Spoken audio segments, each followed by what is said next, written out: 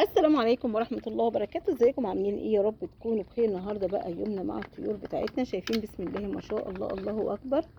اهو يا جماعة زي ما انتم شايفين احنا بنحب نربي الطيور بتاعتنا ونحصنها، وبنحب كده ان انا اربيها وايه واوريكم كده ان احنا بنربيها وبنتعامل مع الطيور ازاي. يعني ممكن نربي طيور بط مع وز مع فراخ عادي كله مع بعضيه. انا جايبه برضو شويه فراخ، بس الفراخ بقى قاعدين في حته لوحديهم مش راضيين يظهروا كده، من مشترياهم جديد قاعدين جوه. فانا دلوقتي بعشي الفراخ بتاعتنا طبعا، بعشي الطيور بتاعتنا البطات دول الحلوين.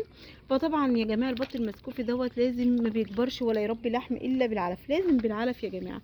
فانا طبعا ايه، حطيت لهم شويه علف وعيش مفروك كده فرقان بايدي. عيش كان في التلاجة فركته، او ممكن لو ناشف يدقيه، وقلت ان انا اكلهم كده معاكم ونعمل فيديو جميل كده مع بعضينا.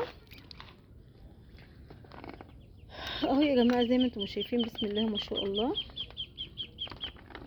وقلت كمان ان انا اقعد واعمل فيديو معاكم كده وايه، ونتفرج على البطات بتوعتنا الحلوين.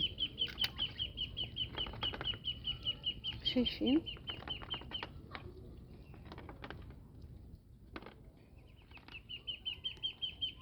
اه زي ما انتم شايفين يا جماعه. عشان البط يعمل معاكي وزن لازم برضو تاكليه اللي هو العلف.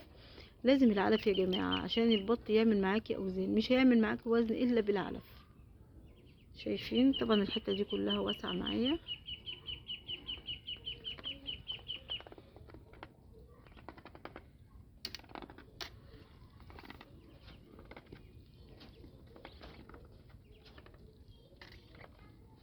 اهو شايفين.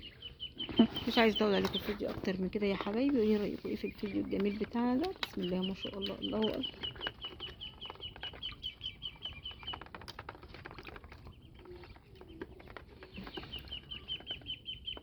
طبعا لازم باكلهم علف كميه كبيره جدا. مفيش اي حاجه يا جماعه هتربي لحم للبط الا لما ياكل معاه علف.